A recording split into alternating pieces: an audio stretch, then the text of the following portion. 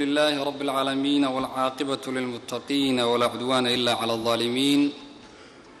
وأشهد أن لا إله إلا الله ولي الصالحين وأشهد أن محمدا عبده ورسوله أما بعد إن شاء الله تعالى مقارنة أيها وحنكو سمينا الناس بربردك هدي الله إدمو سيدو ولالكو شيغي قف بارئة يقف عاقة كتبت إليك يا أمي نشيدا في المدى صربا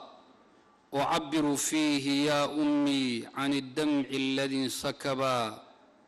عن القلب الذي اضطربا عن الدمع الذي انسكبا عن القلب الذي اضطربا عن الفكر الذي شردا عن الأحزان في الصدر عن الأفراح في القبر فمنذ رحلت يا أمي وحزني من حزني يطاردني يحاصرني فتفضح عبرة العين على الشباك يا أمي وقفت بذل ذكراك دعوت الله يا أمي ليجمعنا بميعاد هناك بصحبة الهادي هناك سينجلي همي ويسعد قلبي الباكي وحتى ذاك يا أمي يمينا لست أنساك قبل بان إن شاء الله تعالى محاضرة إنكم بالله بينا قف هو يدي دمتي أيا قبل تريي وحنا عبر يا وفها يبار إنما يسقي هو يدي ولا حيسا وحن كو قري هو كلمات كان أذيقا وكلمات إن شاء الله تعالى أنت دنود جرت جراية وحن كو عبريا جعيلك عن كو قبو وحن عبريا قلبك مرقت أي كم موقته وحن عبريا فكرة كلا تجي سوق قفك عن كسجنانين وحن عبريا مرقت لابط حنبار سنتهي waxaan cabirayaa farxadda qabriga aad ku haysato laga bilaabo xilligii aad geeriyootay wa xuzni min xuzni murugtaydu ma dhammaanin waxaa mar walba soo weerarayaa qofkaas wax la yidhaahdo murugtii baa soo weerari waxaana fadeexadayn oo sheegaysa inay muruga hayso indhaha oo ilin ay ka imaanayso waxaan taagnahay hooyo xilligii igu ka dambeeyay meeshii aan joogay dacawtu allaha ya ummi liyajmacana bimiicaadi allah subxaanahu wa tacaala baan ku baryayaa ilaahay inuu nagu kulmiyo jannada hooyooyinka iyo dadka dhalay oo dhanna ilaahay subxaanahu wa tacaala jannada uu ku kulmiyo jamaacada rasuulka iyo shuhadada iyo saalixiinta suxbadooda inagoo la jirna wuxuu qalbigaygu sacaadiya liibaan heli lahaa xilligaas haddii taa la arko waxataa daaka yaa ummii yamiinan lastu ansaaki ballantu waxaa weeye in hooyo baari loo noqdo oon marna aana ku noqonin caasi in shaa allahu tacaala maxaan hooyo kuu hadiyeynaa yaa xubban taqalqala fii wujdin wa cumqin jacayl tiro badan oo ku jira qalbiga gudihiisa hooyada ilaahay subxaanahu wa tacaala uu doortay inay innaga hooyo noo noqoto taasoo u soo jeedi jirtay habeen walba si adiga ay ku raalli geliso oo adigu hurdo aad u hesho hadiyad u laa'iqa ama hooyo u cunantana ma heli karno dadku markay wax dhagaysanayaan waxaa lagu dhagaystaa dhagaha laakiin hooyo hadday nala hadlayso waxaan ku dhagaysanaynaa jirkeenna oo dhan baa dhagaysanaya laa amliku siwaa qalbin basiitin ma awoodno wax kale ilaa qalbi fudud oo xambaarsan hooyo cirfaan iyo wanaag tiro badan u xambaarsan uhdiiki ilayki yaa ummi alghaaliya hooyooyinka nool ilaahay subxaanahu wa tacaala ha xifdiyo hooyooyinka dhintayna ilaahay subxaanahu wa tacaala jannadiisii ha siiyo oo ha geliyo waraxima allahu man tuwfiya minhum allahuma aamiin أحلى القصائد أكتبها وأحكيها أحلى الهدايا لعين الأم أهديها هدية ونكسن أيان هويو هديينينا iweydii hooyo indhaha iyagu inay ka go'een oo ka dhamaadeen ilintii ku bilaabatay xilligii aad geeriyootay ayna طعaamu aw cuntadii markaan gaajoonna aadna siin jirtay hooyo aw cabitaankii aadna siin jirtay markaan oonna hooyo aw caanihii aadna siin jirtay hooyo markaan baahano walyawma aahin hada albu'd shayyabani وكيف لا وأنا في العمر مقتبل أنت الربيع وحتى هوي وحول بو وناكسن أياتها خاطرة وحوي ولا ليال قف والبه وإنو الضري محلق وغفر حد بدنيهي مركاد هوي كفور رسطود ربطينات شمسو oo ilintaadu ay laabteeda ku dhacdo ood ka aragtay indhaheedu inay raalli ka yihiin أشعر باكتمال رجولتي حلقاس أيا وحان دريمينا ضدني مضيض إني رمى استرانتهي بين يديك كبرت هو يأذيك قعمها هاقي هورتادا كسو ويناني بربارين تادا وحان كسو جرني قلبي هاقي دير رنابا كسو جرني وحان كسو جرني ربطادي وناك سنيد بادن وهين جرتي وحان كسو بربارني xanaanka hooyo iyo waxa ay nasiinaysaa ayaan ku soo barbaarnay ahimati bil islam intaas oo ah ihdaa ama hadiyad hooyo loo celinaya kadib waxaan guda gelaynaa isbarbardhig inaan ku sameeyo insha Allah qof baariya iyo qof caaqa waxa jiray athar saxiixa sheekh al-Albanina uu saxiixiyay عن العوام بن حوشب لقوري وليهي مالين مالمها كميدا أيا وحان إمد مقالو دي مركان إمد وحان أركي قبري مركي تاهي قلبو والبا قبري سوا كلا الدلاعيا وحا كصوبح يقف مدحي سؤويه مدح الضميرها أوكله شركيسا انت كلنا قف بن آدم وكلويهي صدح جير أيو سيدا دميرها وعيايا كدبنا وحو كل عبنا يا قبري إيسي وحان ويديي بوري قبر ميش فردي وحايقو تيري قفكا دادا هو يدا هلكا فردي موجيدا إيدا وريسو إيدا ويلكا دشي وحانو تغيبوري هو يدي waxaan iri hooyo see wuxuu jiraa muxuu ahaa qofkaani waxay tiri innahu waladii waa wiilkaygii waxay tiri maalintii uu seexan jiray maalintii oo dhan galabtii markay tahay buu labisan jiray wuxuu aadi jiray khamradu aad u cabbi jiray inuu soo iibsado ayuu u bixi jiray waxaan oran jiray yaa waladii ilaa mataa tashrabu alkhamr wiilkaygiiyow ilaa goorma ayaad wadi doontaa cabitaanka khamrada wuxuu hooyadii ugu jawaabi jiray anti tanhaqiina kamaa yanhaqu alximaar adigu waxaad u qaylisaa sida dameeruhu ay u qayliyaan maalin baa wuxuu geeriyooday xilli galaba wuxuuna qabrigaa la geliyey allah wuxuu qadaray subxaanahu wa tacaala galab kasta inuu soo baxo isagoo madaxiisu madax dameer uu eegyahay jirkiisa kalena qof binu aadam uu eegyahay saddex jeer sida dameeraha uu qayliyo kadibna uu ku laabto qabrigiisii ahibati fil islam uquubada waalidka waa la arkaa wayna soo degdegtaa habaarka hooyo waa soo degdegaa oo madaaho سيد الرسول كبير صلى الله عليه وآله وسلم ما من ذنب أجدر أن يعجل لصاحبه العقوبة مع ما يدخر له من البغي وقطيعة الرحم حديث الشيخ الألباني في الأدب المفرد صحيح الأدب المفرد هي صحيح الترغيب والترهيب يا غير كبا وكصحيحية مجر الذنب قفك بن آدم كاسد اللوغسو دجي عقوبة دي سأدونك lamid ah waxa la yiraahdo qaraabo goyska iyo hooyo oo lagu noqdo caaq lagu noqdo qisada walaalayaal qofka caaqa waxaan ku samaynaynaa barbardhig inaan ku samayno bal dad baariina inaan aragno waxaa jiray nin ka mid ahaa dadkii salafka oo ahaa nin aad iyo aad u wanaagsan kaamas ibn al-Hasan al-Hanafi al-Basri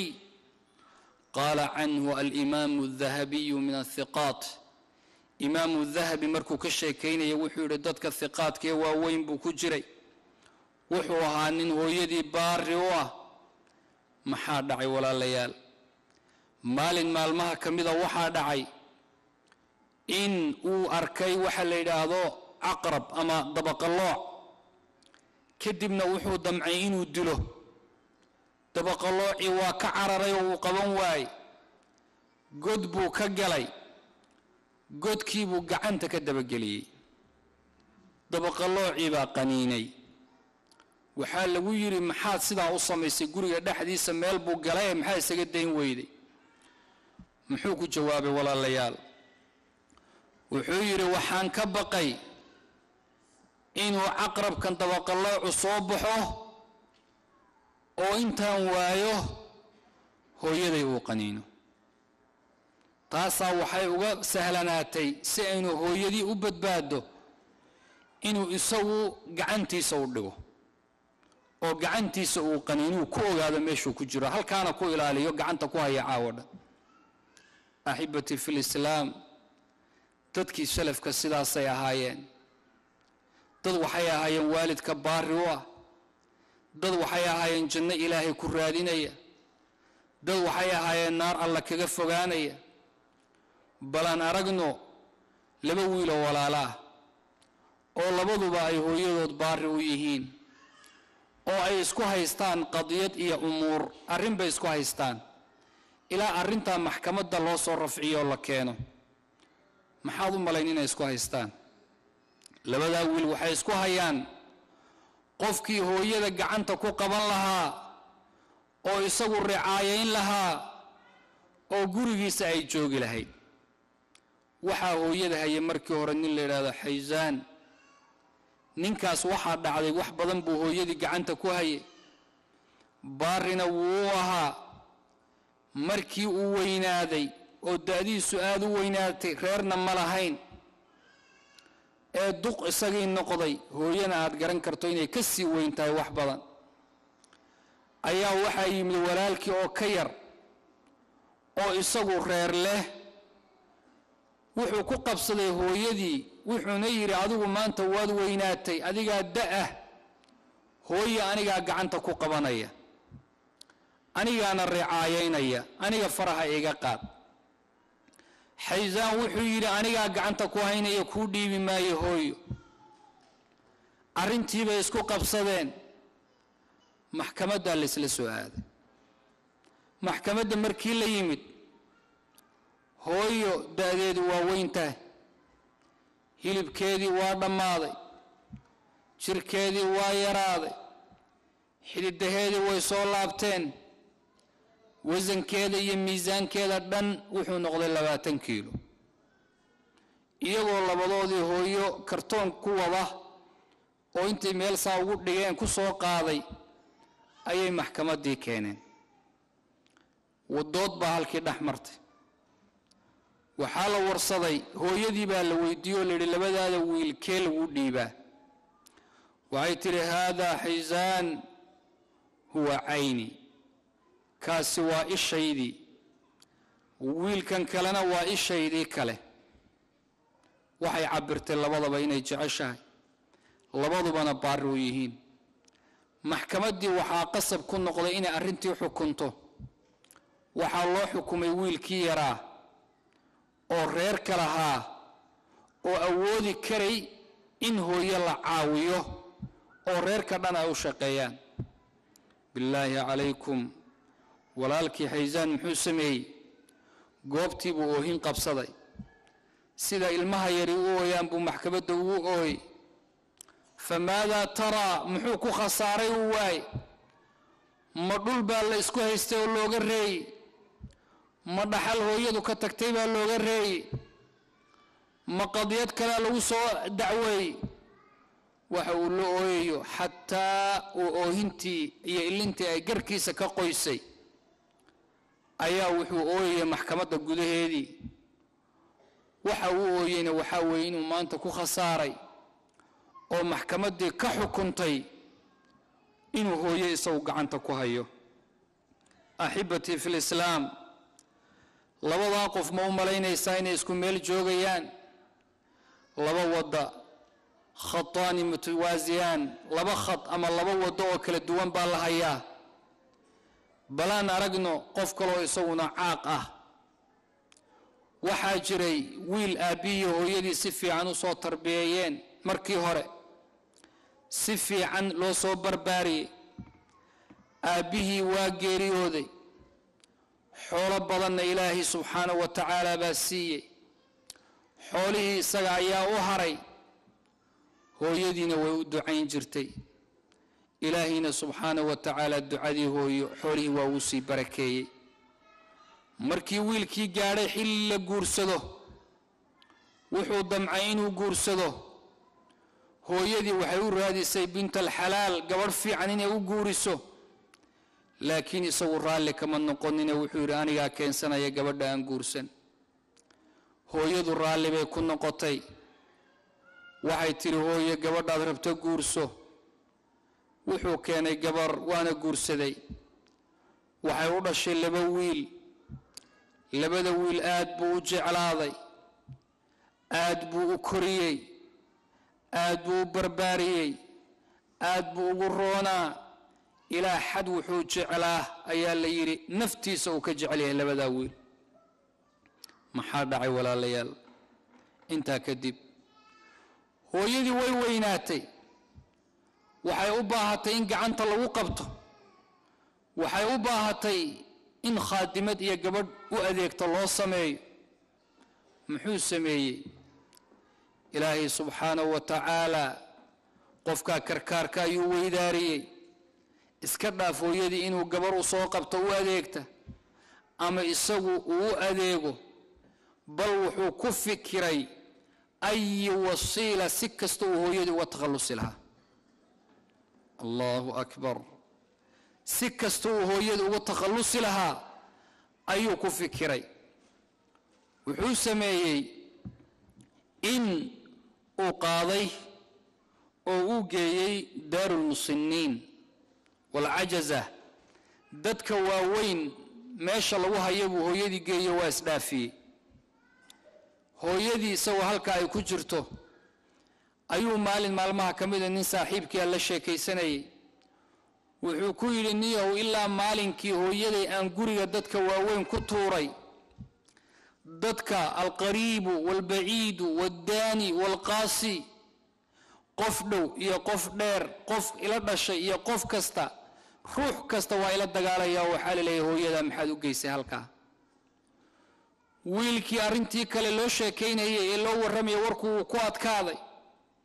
وحوري نيو هو يدي كل شيء هبلا هيدبات كاضي مسا قف كالي وحوري ما هو يدي بان كاضي وماذا في ذلك ومحا كجبا إيدا إيا أمثالها إيدا كلابي دولدو أصميسي قريهان إيدا كلا لو سمي محا كجبا هدي أنكي وحكويري ويلكي مركوانيي ونصيحيي نصيحتي واديده وما أقبل وحنا يرنيه وصحبة هذا أذو كلا إن لو صاحبه عار عيب وطايب رون إسكتي محادعي ثم هذا بعد هذا أحبتي في الإسلام أنت كدي محادعي نينكي هو يدي ويحنون سطي قريجي دار المسنين دتك واوين بكسي حنون سطي كدبنا وحا الله قاضي إلى المستشفى اسبتالك يا الله قاضي اسبتالك مركي لقي لا أحد يزورها قفك صوبوقنا يا ملك أولادي سي علمي ساورنجري آبو ماذا يدا صوبوقت أودو تكتد ولقي مسو الزيارين وهم إيمان وحو قاضي إن هو يدي سكرات الموت كو هايو حنون سنتاي أو آدي آد كيو دنبيو حنون سنتاي isagoo oon qof ka warqabaa jirin faj'atan ayuu waddankii ba iskaga tegay si uu uga maqnaado meeshay ku dhimanayso markuu ka war helay walaalayaal in hooyadii ay geeriyootay oo ay dhimatay ayuu wadankii ku soo laabtay laakiin wuu soo laabtay isaga oo goosanaya mirihii uu beeray isaga oo goosanaya xusnigii iyo murugtii uu la kulmaayay طيب maxaa dhacay bacda hada ayna shahru ahibati fi alislam away soo jeedkii hooyo ay habeen walba ku soo jeedi jirtay ayna almu'anaa aw rafaadkii iyo dhibaatadii ay u soo martay ayna sabr aw sabrkii hooyo loo sabri jiray ayna alxanaan aw jacaylkii la rabay hooyo in la jeclaado markuu ninkii soo laabtay thumma maada bacda hada intaa kadib maxaa dhacay ahibati fi alislam markuu ninkii yimid maalmo kadib isagoo qabrigii hooyadiiba uusan qallalin baa waxaa dhacay labadiisii wiiluu jeclaa midkii weynaa inuu galo xaadith muruur inuu wiilkii weynaa baabuur ku watay iyo baabuur kale isku dhacaan wiilkiina halkiiba ku dhintay وبعد عام واحد هل سنة كدب أيا وحاد لعي ويلكي سيلابات مرض مزمنة جروين كواوين إن لقاكي إن يكون عين كي كلام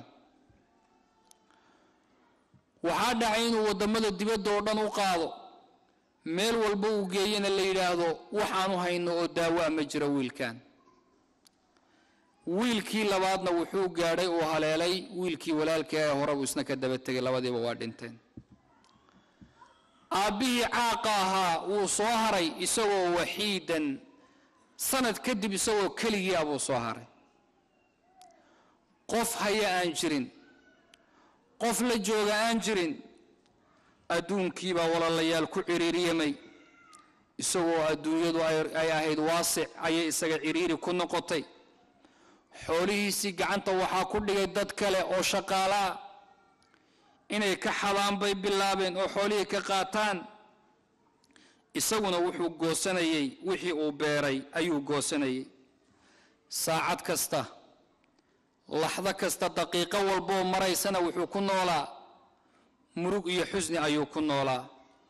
ahibati fi alislam hada alcaaq liummi qofka hooyadii caaqa ku ah bal waxaad isbarbardho ku samaysaa qisadan kale waxaa jiray gabadh dhakhtarada oo muslimad ah oo isbitaalka u joogtay waxay tiri maalin maalmaha ka mida waxaa ii yimid hooyo aad iyo aad u da'weyn iyo wiilay dhashay oon ku qadaray inuu 30 jir yahay hooyaduna 70 ayay ku jirtay da'deeda haddii labadoodii ay yimaadeen waxaan isla markiiba indhaha ku dhuftay tiri wiilka dadaalka tirada badan uu hooyadii ugu jiro wuxuu u qabanayaa marada ayuu toosinayaa oo maryaha waad aragtay qofka waaweyn markay ka dhacaan basa intuu ugu soo qaado xijaabka u soo celinayaa waxaan arkay hooyadii inuu biyaha isagu gacanta ku siinayo oo ay ku cabayso waxaan arkay cuntada inuu isagu gacanta ku siinayo waxaan weydiiyay hooyada oo waxaan arkay bay tiri iska soconaysa dhakhtaradii oo marba wax iskaga hadlayso oo wax iska sameeyso mar kacayso mar fadhiisanayso waxaan dareemay hooyada caqligeedu inuusan dhamaystirnayn waxaan wiilka ku iri hooyada bal ka waran caqliyan siday tahay wuxuu yiri hooyaday yaa doctora dhakhtaraday hooyaday waagay dhalatayba laga soo bilaabo kaanad mutakhallifa caqliyan waxay ahayd dadka aan caqligeedu sida saxda u shaqaynaynin qof iska waalan taqriiban طيب waxaa ilaahay qadaray inay wiilkan dhasho oo aabihii uu guursaday kadibna bil kadib bay aabihii kala tageen wiilkan bay barbaaris yaa joogay oo dhashay wiilka ayeydii baa soo korisay iyadu waxba ma korin karin 10 sano markaan gaarayna wuxuu yiri anaa gacanta ku qabtay hooyaday dhakhtaradii su'aal bay weydiisay waxay ku tiri yaa hooyada ricaayadeeda iyo gacanta yaa ku haya wuxuu yidhi aniga ayaa gacanta ku haya waxay weydiisay dhakhtaradii dabcan adaa gacanta ku haya laakiin nadaafada hooyada yaa og yaa musqusha geeya yaa dharka u dhaqa yaa ka warqaba waxaan iri buuri wiilkii ku yiri qultu laka ya diktoora dabcan aniga ayaa gacanta ku haya hooyaday musqusha ayaan geeya waa u soo qabeeyaa biyuhu siiya dharka ayuu u xiraa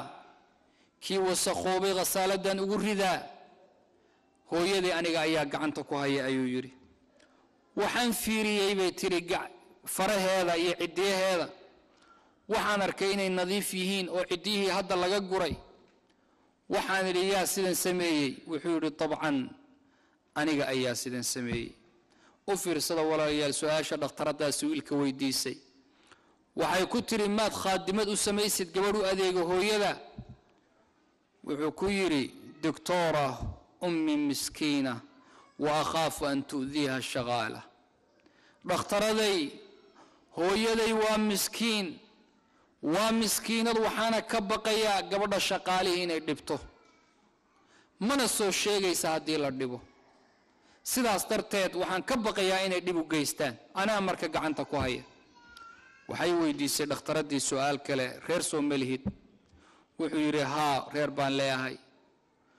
ilmana waan leeyahay alxamdulilaah waxay tiri xaaskaaga ma u dhiibtay hooye marka iyadoo ha raacayso maal gacantaa ku qabatee wuxuu yidhi qof wanaagsan buu ahaa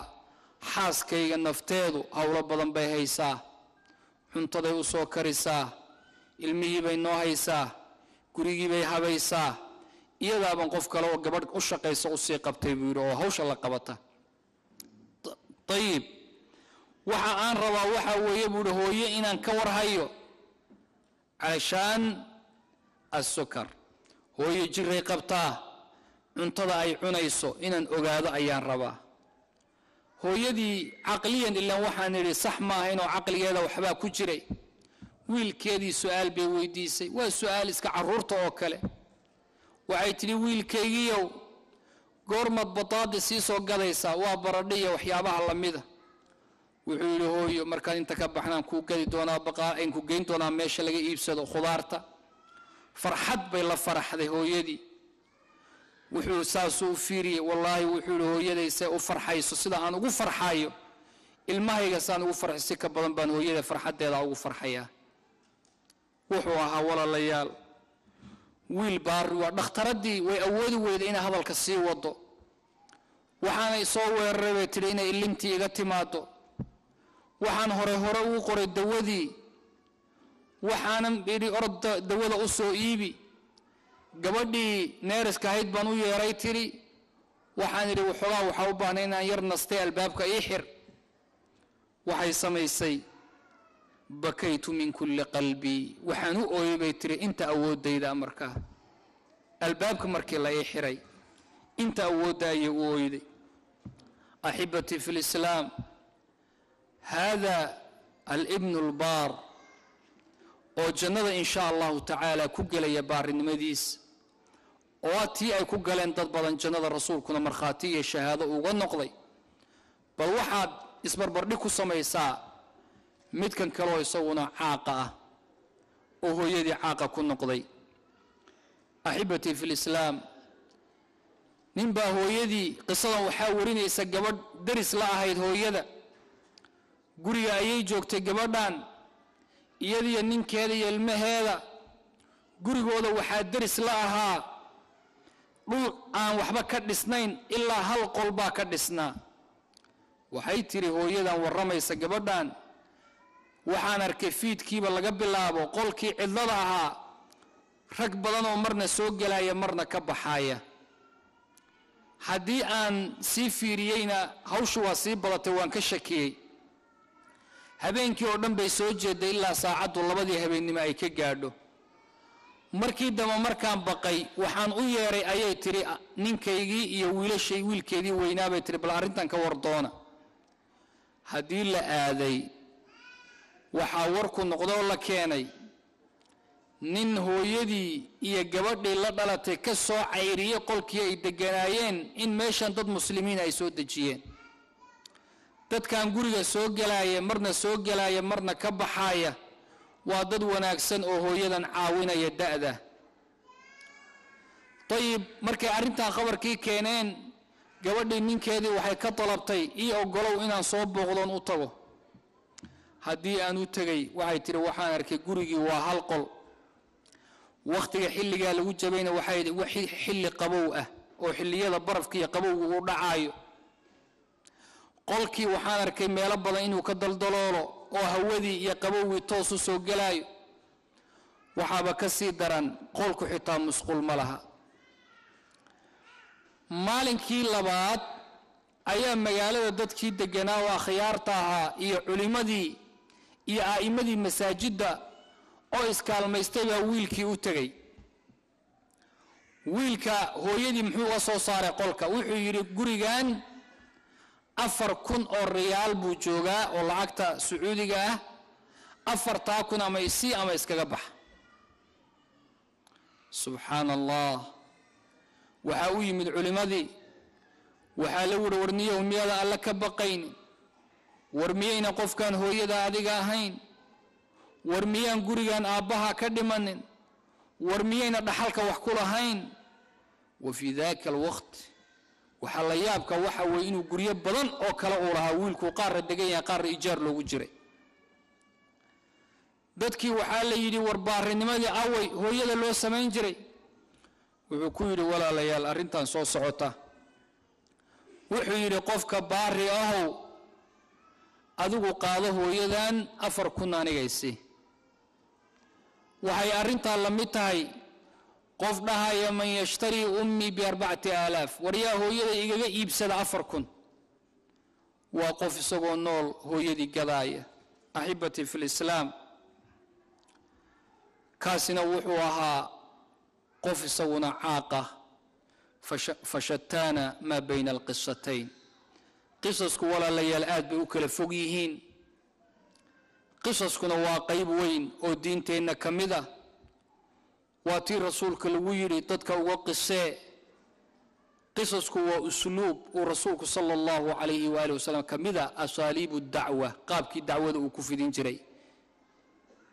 ayib bal aan aragna qisadan kale oo ah nin dhallinyaro ah oo isagu baari hooyadii u ah. ninkan hooyaa dhashay, aabbihii isagoo yar buu dhintay, hooyadii baa soo barbaarisay. markuu waxoogaa soo weynaaday waxaa dhacay gabar meeshii biyaha laga cabbi jiray reer baadiyihii waa taqaanaan, meelaha ceelashoo la isugu yimaado. maalin walba markuu ceelkaa yimaado gabar baa dhanka kale ka soo istaagi jirtay. gabadhu waxay damacday inay tajrubayso ama imtixaan ay ka qaado wiilkan, bal hooyadii siduu baari u yahay inay ogaato. maka dhaba mise waa been. intaasay rabtay inay soo kala saarto. maalin maalmaha ka mida siday maalin walba u soo istaagaysay hortiisa, wiilkii gabadhii waa jeclaaday, iyaduna waa jeclaatay dabcan, laakiin iyada waxaa u weheliyey inay ogaato tijaabo ka qaado bal inuu jacaylka hooyadii dhab ka tahay in kale. wiilkii gabadha waa jeclaaday. markay ogaatay inuu jeclaaday ayay qof dumara hooyo kale oo da'abay u soo dirtay wiilkii. waxay ku tiri waxaad ku tiraahdaa wiilka waan ku jeclahay, inaan ku guursadana waan rabaa, laakiin hal sharti, condition, hal xabbay ku xidhan tahay, hal sharti. shardigay ku xidhan tahay waa maxay? ma awoodi karo hooyadaa inaan la noolaado, waa inaad hooyadaa cayriso. hooyo inaga kaxee, markaasaad aniga waad i guursanaysaa. hooyadii kalaa wiilka arrintaa u sheegtay. wiilku madaxa ayuu ruxay, wuxuuna yidhi arrintan waan ka fiirsan, berri jawaabta igu imow. berri markii la gaadhay bay timid hooyadii, waxay u timid wiilkii, waxay tiri arrintii shalay aan ka wada hadalay jawaabteediisii. wuxuu wiilku ugu jawaabay gabay uu ku cabirayo sida hooyadii baariga uu ugu yahay iyo sida hooyadii u soo korisay iyo dhibaatada ay u soo martay iyo inayna suuragal ka ahayn inuu hooyadii ka tago oo meel kale uu ku noolaado. hooyadii kale ee loo diray wiilka oo gabaygii wadaa timid laakiin aad iyo aad uga niyad xun oo gabadhu inay warkan ayna ku farxaynin u malaynays. gabadhii baa loo keenay, gabaygii baa lagu dul aqriyay. markii lagu aqriyay gabadhii waxay ku jawaabtay hada ma uriid, arintani waa wixii aan rabay, sidaan wiilka ka rabay sidan bay ahayd. watazawajat wayna guursatay wa asbaxat hiya allatii taquumu biricaayati ummi, wiilkii sidii bay ku guursatay iyadaana hooyadii gacanta ku qabatay. waxayna ogaatay inuu wiilka hooyadii baariga sidaa ugu ah waxa uu ilaalinayana wanaaggaas ay tahay, iyadana inuusan hallaynaynin, ballan ay galeenna uusan uga baxaynin. sidaasayna gabadhii ku guursatay axibbatii fi lislaam fii xiin iyadoo dareemayso dad badan oo haddii labada ruux ee isjecel uu midka kale u soo jeediyo waalidka inaga kaxee laga yaabo inuu qofkaasi yeeli lahaa si uunan qofkaasi isagu uga tegin, laakiin wanaaggu meeshuu ku jiro waad u jeeddaa way ka duwantahay. axibbatii fi lislaam وأمي حين تلقاني وتدفئني بأحضاني وتدني صدرها الحاني أودع كل أحزاني وفي صحوي وفي نومي دعائي فيه إيماني منحت الود والحب بذلت الروح والقلب ركبت المركب الصعب أزلت الغم والكرب. هو يدا ولا ليال قفكم مركو لجوغ axzaanta iyo murugta dhan baa kaa tegaysa, xanuunka iyo dhibaatada dhan baad halmaamaysaa. walidaalika ayaa qofku waxa uu dareemaya sacaadada iyo raaxada gogol wanaagsan iyo sariir la goglay oo aad iyo aad loo habeeyey. waxa kaaga farxad badani waa inaad dhabta hooyada aad ku jiifato. taasaa waxaad dareemaysaa shucuur راحو أي كجرته. سيدة في إحدى المستشفيات السعودية بلان أرقنو ويلكاس كليجي هو يدو أيضا الشبالو في رسالة ولا ليال إيه سيدة أرقتين بارغة ووها إيه هو يدي قعنت كوهيي إيه ديدي إنو هبين كم مقناضو إيه هو يكاله أو تضوع عرورة الشيء. afar wiil iyo saddex gabdhood oo toddobadiiba ay ka tageen iyadoo keligeedana soo hadhay. isbitaalada Sacuudiga mid ka mid ah ayay hooyadani ku jirtay. waxay ku noolayd aalaaman wa ahzaanan, murug tira badan bay ku noolayd. waxa u timid gabar mudiicada oo ka socota TV-ga si ay iyadoo bal hooyada waraysi uga qaado. waxay arinteedu arin la wada og yahay oo dadka oo dhan ka wada warqabaan hooyada dhibaatada iyo rafaadka haysta. gabadhii markay u timid ay rabtay inay waraysiga ka qaado, hooyadii waa faraxday, iyadoo faraxsan bay soo kacday oo waliba qoslaysa. markay u soo dhawaatay gabadhii rabtay inay waraysiga ka qaadana farxadii gadaal bay u laabatay, ilin bayna ku soo bedesho, ilin baa ka timid. gabadhii su'aasha koobaad ee weydiisay waxay ku tiri hooyo maxaa kugu dhacay? markii hore waad faraxsanayd, haddana ilin baad igu jawaabtay see wuxuu jiraa. waxay ku tiri waxaan ku moodayay inaad gabdhahaygii tahay, waxaan ku moodayay inaad qof aniga qaraabadaydii aad tahay. sidaasaan markii hore u farxay, markaan ku ogaaday inaad ahaynna murugtaas ayaa iga timid. hooyadaas waxay ku jirtay isbitaalka 7 sano ayay ku jirtay. طيب waxaa soo booqday oo soo ziyaartay wiilasheeda mid kamid ah hal maalin soo booqday. walaalaheedna hal walaal baa mar soo booqday. maalin walbana waxay taagantahay albaabka laga soo galo qolka, waxayna fiirinaysaa qof soo booqanayo oo u imaanaya ayay fiirinaysaa. وحاجرة قبضة خادمة قبضة أولا جوكته هو يدا أو أذيكته قبضة يا أوكيني ولا ليال تدك إلهي سبحانه وتعالى سبحانه يا مقلب القلوب إلهي با قلوبتك للدوة إلهي با ددك لبدله وحا قبضة أوكيني نين هو يدي أي اسبتالك صوق الشيء oo qolka hooyadan kaligeedii ay jiiftay iyadana la soo dhigay oo ma calayhi oo miir daboolan baa gabadhani hooyadii u keenay hooyadii waa iska miir daboolan tahay laakiin hooyadan kale miskiinta bay u shaqaysaa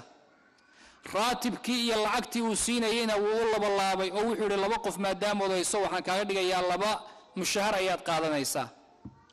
gabadhii baa la waraystay waxay tiri 3 sano anigu hadda la joogaa hal maalin baana la soo booqday waxayna ii sheegtay inuu ahaa qofkii soo booqday wiilkeedii inuu soo booqday qisadan walaalayaal waxaad isweydiinaysaa ayna abnaa'uha ayna aqaaribuha ayna banaatuha away wiilasheedii away gabdhaheedii away qaraabadeed waxay noqdeen dad caaqabay ku noqdeen wayna ka wada dhaqaajiyeen ilaahay subxaanahu wa tacaala caaqi nagama dhigo walaalayaal عقوق الأمهات ووح رسولك أوريبي صلى الله عليه وآله وسلم حديثك صحيحة أن الله إنه رسولك صلى الله عليه وآله وسلم كورمي إن الله حرم عليكم عقوق الأمهات ووعد البنات ومنع وهات وكره لكم قيل وقال وكثرة السؤال وإضاعة المال إلى الله سبحانه وتعالى حرام بكدغي هو إن عاقل ونقضه ومسألة حرام مسألة حرام تا إله إن قربي إن الله حرم عقوق الأمهات الله بحرمي ما قف بني آدم إنه حرمي ما إنه رسولك هذا ويسوي لي أنا حرمي موسى دهن الله بحرمي إنه عاقل ونقضه ولا ليال سبب مركز صورة قال كتهاي إنه قفك عاق النقض برجع هو بار لو نقض جنة الله بالو قلا بلان أرجنا حارثة بن النعمان روى البخاري من حديث أنس بن مالك ربيع بنت نضر قبل لورنجري وعمة أنس أهيد أيا رسول كوتم صلى الله عليه وآله وسلم وعي كتري يا نبي الله ماد إيغشي كيسد حارثة نينكي لورنجري حارثة سهمي يلي با كدعي مالنتي ديالكي بدر كاسونا ودنتي وعي تري حارثة هديو الجنة كجرو وان فرحيا هديو سن جنة كجرنا وان اوياه محاجر مربى ميشا طالة هدو إلهي قفك قرمريو ميشا فيعا رسولك وحوق جوابي صلى الله عليه وآله وسلم يا أم حارثة إنها جنان في الجنة وإن ابنك أصاب الفردوس الأعلى جنة كلية ماها بل جنوين بايا له ويلكاون الجنة أصر ريسو كجراه جنة أصر ريسايو كجراه هذا الرجل أوصله بره إلى الجنة waxaa jannada gaarsiiyay walaalayaal oo jannada geeyay birrigii uu ahaa hooyadii ayaa jannada geeyay Aisha radiyallahu anha ba waxay leedahay rasuulka sallallahu alayhi wa alihi wa sallam ba wuxuu yiri baynama ana aduru fil janna anigoo jannada maalin maalmaha kamida dhex wareegay oo dhex socda ayaa waxaan maqlay sawta qaariin qof qur'aan ka aqrinaya jannada dhexdeeda ayaan maqlay waxaan iri faqultu man hada wa kuma qofka qur'aanka ka aqrinaya jannada faqalu haritha bin nu'man wa nin la yiraahdo haritha ninka qur'aanka jannada ka dhex aqrinaya rasuulku wuxuu yiri sallallahu alayhi wa alihi wa sallam kadhalikumul birr kadhalikumul birr kadhalikumul birr wa haritha kana barran bi ummi birriga ayaa halka lagu gaara baarinima jannada lagu gala baarinima jannada lagu gala harithana wuxuu ahaa nin hooyadii baari waa ayuu ahaa hibati fil islaam أحبتي في الإسلام بار نمضى الجنة لو قلا عاق نمضى النار بلو قلا بلان أرقنو نين كان عاقه وهو يدي عاقه كن نقضي قصدنا أحبتي في الإسلام وحي كدع على دول الخليج متكمدة أخبارتنا مالنكي دعضي يورك دون كوردن با ودا كلا قادي كل جود waxaa jiray nin dalxiis u yimid meelaha dalxiiska loo tago isagoo reerkiisu la socdaan wuxuu yiri ninkii markaan meeshii imid waxaa jira hooyo da'weyn oo meel fadhida dariyar ku fadhida meelaha dalxiiska loo yimaado baan u nimid maalintii oo dhan hooyadii halkii bay fadhiday ilaa qorraxdu ay ka dhacdo habeen baa la gaaray xilli dambe waliba noqotay dadkii oo dhan way wada tageen oo way laabteen markii la baxayay baan u imid buuri maamadii hooyadii weynayd oo meesha fadhiday waxaan ku iri yaa khaala habar yaray ama hooyo meeshaan dadkii way kala tageen se wuxuu jiraa waxay ku tiri yaa waladi wiilkaygii baa meeshan i keenay saaka وانا iga tagay wuuna soo noqon doona arrin buu rabaa inuu soo sameeyo wuu ii soo noqon waxaan ku yiri buuri ya khala as-sa'a mutaakhira xilligu waa xilli dambe waxaad meeshan joogo imaanna ma jiro aan ku kaxeeyo way diiday hooyada waxay tiri maya wiilkayga ay iimaanay waxaan arkay buuri warqad yar oo gacanta ku hayso oo sidaan oo kale hooyadu intay gacanta ugu qabatay ay warqada sidaas oo hayso kale ay leedahay ayaan arkay waxaan iri hooyo warqada ii dhib waxaan niyada iga gashay buuri inaan ka heli doono adareyska gurigooda ama telefonka wiilkeeda lambarkiis si aan u waco ama si aan gurigeedii u geeyo warqadii haddaan ka qaaday maxaa ku qoran walaalayaal warqada سبحان الله ورقد وحاكو قرن إلى من يعثر على هذا العجوز نرجو تسليمها إلى دار العجزة وشكرا كلمات كاكلياكو قرن وحان كالرجينينا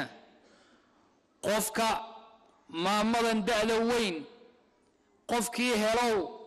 وحان كالرجينا يا إناد قرية دادك واوين لو طورة كطورتان وانad mahadsantihiin intaas warqada ku qoran ya subhan allah aw xanaankii hooyo ay lahayd aw naxariistii hooyo ay lahayd aw ricaayadii hooyo loo geysan jiray sidaas miya jawaabteedu ahada jazaa'uha ma sidaas abaal markii hooyo uu noqday hada waladun caaquna hibati fil islam bal waxaad aragtaa qisada uways bin aamir al-qarani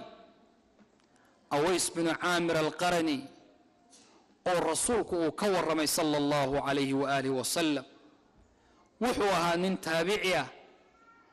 أو حلي رسولك بأن سوق قارن رسولك كسي ورمي وحيري وحاجر الليلة أويس بن عامر القرني من مراد من قرن من اليمن من كاسو كيمان دونه نينكاس وحوري عمر بن الخطاب ورسول كل دردارمي وحكوري عمر وهداد نينكا عندها صارتو استغفار يدن بداف إلهي يويديده قالوا في رسول ولا ليال قفك الأمر إن وحلو عد صداي وعمر بن الخطاب وتقرن إنسان قفك وحلو عد صناي إن إلهي أبرينا وقفا بن إمام بن صحابي باهين أو تابعية إلهي يويديده إن إلهي دن بقاقا دافو عمر وحو سمين جري قف كستو دولك يمن كيما دبو ويدين جري أنت أويس ما أويس باتهي وحورن جري مايا أدو أويس مياتهي مايا إلى مال انتو دنبيس أويس وهلو أويس مياتهي ها أني قويبو من مراد ميات كتاي قويس كل يداو ها من قرن ها من اليمن ها هو يملهيد أدبار أطهي ها برسمك هو اللي جري أو الله سبحانه وتعالى مكاد ويه ها إلا مليار أو مارت الشيلين كدرهم كا أما كوارر كليج موجي ها وحور رسولك أيه والرمية وحور رسولك يلدر دارمي haddaan ku arko dembi dhaaf inaad ilaahay ii weydiisay allah dembi dhaaf ii weydii allah buu dembi dhaaf cumar u weydiiyey kadibna waa dhaqaaqay cumar wuxuu yidhi kaalay warqad baan kuu qorayaa dadka gobollada ha u sii socoto si aan warqad kuugu qoro wuxuu yidhi maya inaan ahaado dadka iska qarsoon ayaa ii roon ee maaragtay iga daa waxba warqad wuxuu yidhi maaragtay warqadna ha ii qorine iga dhaaf buu yidhi أحبتي في الإسلام تاسوا بارني ما لو قال الجنة وحاضر أنت والدك رحمة دي هو يا رحمة دي أنت إليك ته بروح أمركنا قصة عن سيادوغاته هو يا رحمة دي حتى هذا الحمام كسميس إنني هو يا كعب المرين أين كقادنين أو مارت أين وحبا أرنين أدونا مول كجود سام الجواد هذا أي مرول بإيضو حنان يا الرحمة بإلهي كوابوري سبحانه وتعالى ساعة الاحتضار باجرت ولا ليال حلي كل جين أن ولا مريضون ونفط ضدك يكسو حاضر دونت وساعة ولا مريضون قفك صالحة وناكسنية كان فاجر كاين طبع وساعة مريضون بقرضوا إيا ضدك فقراء انتبا مريضون وساعة مريضون ضدك واوين ضدك يرير انتبا مريضون ساعة الاحتضار أبان بن عياش نليرا رحمه الله أيا وحول أنس بن مالك بن لجوغي مال مالمها كميدا أنس بن كسو تغي أني وجد كسعودة وحن أركي جنازة أي أفرقف أي وضان أفرقف كل يبا جنازة قف لنتي وضا وحانري جنازة أو أفرقف كل أي وضان اللي له وين نعاويا أنونا الله قاضي والله قاضي وان تغني قبريان تغني وان آسني أفرتيدي أنيقا شنكو أهابو يري مركان صدر الربا وحان يري محوية قف كان أفرت قف كلي أي وضان وحال يري أنيقا أفرتيدا قف كاهو يدي الدعد وين أيا أنيقا نفتيدا إيجار بانكو سعنايو لعق بان للسيي أو وحال يري قف كان يأسا إبل أرض محمد أوتو صورصو محمد بانو تغي هو يانو تغي كلمة ماما إرقا أن ليهي runtii waan ka cudur daaranayaa in la yiraahdana ma habboona maam iyo baab ee waxa fiican abi iyo ummi in la adeegsado marka naftayda iyo walaalahayba waxaan u dardaarmayaa kelimada wanaagsan oo raxmad leh oo diinteenu sheegayso waa abi iyo ummi aabo iyo hooyo laakiin kelimada maama iyo baba waa kalimaad ajnabiya oo dakhiila ku ah maaragtay marka inaan adeegsanin insha Allah ta'ala wa baraarujinaya طيب haddii aan hooyadii waraystay waxay tiri wiilkan waa wiilkaygii caaq buu ahaa markuu geeriyoonayay ayaa wiilku waxoogaa cilmiya buu lahaa wuxuu yidhi hooyo dadka ha ii sheegin oo dadku way lacnadayaan haddaan dhinto ummadda ha ii sheegin waxaa kaloo samaysaa markaan dhimanayo wuxuu yidhi dhabanka halkaa luquntaa cagta iga saar intaad halkaa iga istaagto waxaad tidhaahdaa haadaa jazaau man casaa waalidayh kani waa abaalmarkii qofkii waalidkii caasi ku noqda abaalmarkiisu wakaa dheh kadibna waxaad tidhaahdaa buuri intaad gacmaha kor u taagto ii ducee oo waxaad tidhaahdaa allaahumma innii qad amsaytu raadiyatan canhu farda canhu adiguna dheh allahayow anigu raalli anigoo kaabu gabalku maanta ii dhacay ee adiguna raalli ka noqo dheh intaa kaliya ii dheh buuri hooyadii raxmad baad ku taqiinay naxariis baad ku taqiinay wiilkii caasiga ahaa waxay samaysay wixii uu yiri oo dhan inay samayso kadibna intii ay aqrido waxay tiri hooyadii isagoo wiilkan ay u sheekaynayso abaan ibn cayaash ayaa wuxuu yiri way qososhay hooyadii waxaan yiri hooyo maxaa ku qoslaysaa waxay tiri wiilkaygii baan xalay ku arkay riyo waxaana arkay wiilkaygii oo qoslaya wala fiirsada wiilkaygii oo qoslayaan arkay waxaan ku yiri hooyo maxaa ku qoslaysaa wuxuu yiri laqiitu rabban kariiman rahiiman ghayra ghadbana bid'awatika li ya ummi hooyo waxaan la kulmay allah rabbi kariima oo naxariis badan oo deeq badan oon ii caroonin adiga ducadaadii darteed ayaana ilaahay waxa igu siiyey marka hooyada walaalayaal raxmadeedu waa sidaa in sha allahu tacaala dacwadeedana ha la iska ilaaliyo habaarkeedana waa la helaa siduu rasuulkuba ku tilmaamay sala allahu calayhi waaalihi wasalam saddex dacwo iyo saddex habaar intuba waa dhacaanuu yidhi rasuulku sala allahu calayhi waaalihi wasalam waxaa ka mida dacwatu lmadluum qofka la dulmiyey dacwadiisaa ka mida waxaa ka mida dacwatu lmusaafir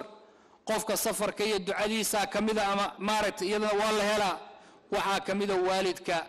habaarkiisa iyo ducadiisa intaba waa la helaa iyadana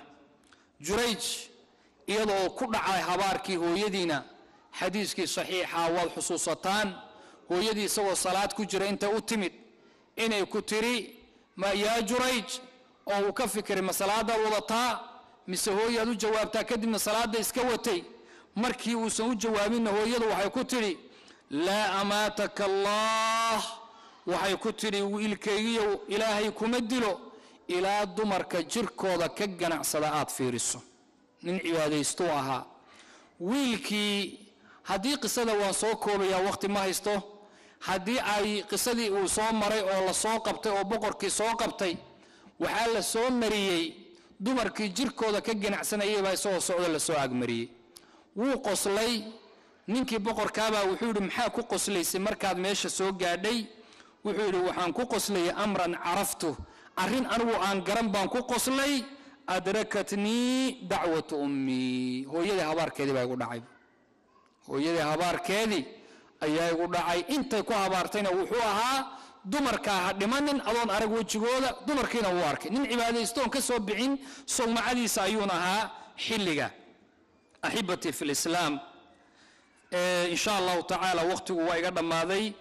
waxaan dhowr arrimood baan rabaa inaan naftayda iyo tiinaba u sheego waxaan baari ku noqon lahayn maxaa ka mida hooyo inaan baari u noqonnaan rabnaa waxaa ka mida hooyo kula hadal si ixtiraam uu ku jiro hana ku oranin kelimooyinka xunxun sida kelimada uf oo kale iyo qur-aanka inaga reebay ha guulguulin hooyo waalidkaaga ateec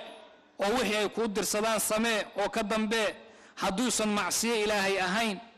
hadalka u jilci indhaha iyo wejiga ha u kaduudin indhahana hooyo ha ku taagin oo sida adigoo ilmo yar fiirinaya ha u fiirinin sumcadda waalidka ilaali waxaad ka shaqaysaa mar walba hooyada wixii khidmadeeda iyo adeegeeda ka shaqee xitaa haddii ayna kaa dalbinna inaad ka shaqayso waa lagama maarmaan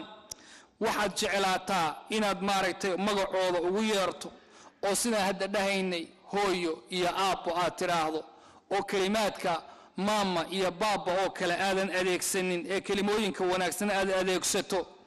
waxaa lagama maarmaan ah inaadan hadallo kulkulul aadan u adeegsanin ha la doodin hadalka ay yidhaahdaanna isla markaaba khalad ha ku xukminin u raadi hooyo iyo aabbo cudurdaar badan u raadi u maaragtay haddaad aragto hooyo oo soo socota u istaag oo ka shumi madaxa iyo gacanta iyo lugaha intaba ka shumi hooyada caawi mar walba caawi safar ha iska aadin adigoon amar ka haysanin ha u soo gelin adigoon maaragtay xilli ay ama hurudo ama ay jiifto ama waxoogaa raaxa ay qaadanayso ha ka argagixinin haddii aad tahay qof ilaahay ku imtixaamay waxyaabaha xunxun sida sigaar iyo wax kale inaad isticmaasho hooyada ha u soo gelin adigoo xumaantaa sameeyey wakadalika allahna ka xisho waalidkaagana ka xisho cuntada ha cunin hooyada ka hor adigu ha cunin waa inaad ku karaamayso cuntada iyo cabitaanka intaba been ha u sheegin been marna ha u sheegin ha ka fadilin xaaskaaga haddii ood gabar tahayna ninkaaga hooyada ha ka fadilin oo mar walba yaan dadkii laga kala maaragtay haddii aad tahay ninkiina xaaskaaga ha ka fadilin inkastoo masale ahaan halka markaad idhahda lagama maarmaan tahay inaan caddayno sharci ahaan gabadha waxa ugu weyn oo xaq ku leh waa ninkeeda weeyaan waxa ugu weyn oo xaq ku leh wuxuu noqonayaa gabadha ninkeeda ayuu noqonayaa marka haddii aad maaragtay ha iska kibrinin in magaca aabbaha lagugu yeero in hooyada lagu nisbeeyo oo lagugu sheego dadka qaar baa laga yaabaa takabur iyo kibir in lagu soo qaado inay diidaan ha ku bakhaylin oo hooyada bakhayl ha ku noqonin ee waa inay gacantaadu u furaato ziyaarada iyo booqashada ku badi hadiyada mar walba u keen dadka kugu xaqle waxa weeye hooyada darajooyin kadibna aabaha ayaa soo galaya booska ka digtoonow inaad noqoto qof caaqa ka digtoonow inaad carageliso ka digtoonow inaad maarta wax dhibaya aad marnaba samayso طيب haddii aad tahay qof kasban kara oo maarta shaqo qaban kara shaqe si aad hooyada iyo waalidka u raali geliso aadna u caawiso waa inaad wax u qabato waa lagama maarmaan qof walba xaqiisa si xaaskaaga xaqiisa si hooyadaana xaqeeda si ilmahaaga xaqeeda si haddii ay maartay ikhtisaar aabihi hooyo ay doodaan ku dadaal si aad u khafiifin lahayd oo umuurta adigu kala dhexgeli lahayd u ducee mar walba aabihi hooyo intaba u ducee rabbi ighfir lii waliwaalidaya dheh rabbi irxamumaa kamaa rabbayaanii sagiiran dheh u samee haddii aad waddamada oo kale aad joogto ood shaqaynayso gacantaada wax ku jiro bangi hooyo u fur kadibna wax iyadoo ay iska leedahay inaad ugu riddo waa lagama maarmaan haddii aad safar aad rabto qofka ugu dambeeyo ishaadu ay qabanayso hooyo ha noqdo qofka u dambeeyood maca salaamaynayso hooyo ha noqdo safar haddaad ka timaadana qofka ugu horeeyo ood soo qaabishaayo hooyo ha noqdo ha soconin waalidkaaga xaggiisa hore lama socdo waxaa weeye ama gadaal ka mar ama dhinacooda soo ixtiraamku sidaa weey lugaha markaad fadhidaan ha ku fidinin oo ha ku taagin lugaha xaggooda ha u soo taagin haddii aad aragto labadaada waalid mid ka mid oo wax culus wadana u degdeg si aad waxaas uga qaadi lahayd hadalkooda si fiican u dhagayso hadalka markay warramayaanna ha ka kala goynin codkaagana mar walba hoos ahaado intaasaan naftayda iyo tiinaba u dardaarmayaa wajazaakum allahu khayran وصلى اللهم وسلم على نبينا محمد وصحبه أجمعين